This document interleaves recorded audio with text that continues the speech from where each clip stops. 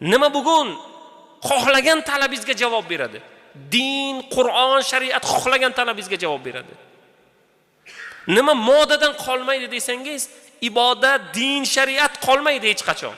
Bular eskiradi. Bitta jinnidan keyin yana bitta jinnirog'i chiqadi. Eskisini unutib yangisiga hamma yopishadi bugun. Bitta masqaraboz chiqsa, undan keyin yana bittasi masqarabozroq bo'lsa, hamma o'shani tomosha qiladigan bo'ladi. Odamlarning kayfiyati shu. Shuning uchun Alloh taolo Qur'onda buni bilib aytayapti. Fa ayna tazhabun? Ey mu'minlar, qayerga qarab boryapsizlar? Qayerga qarab boryapmiz? Saviyamiz qanday bo'lyapti bugun? Bir qator kitob o'qish yo'q.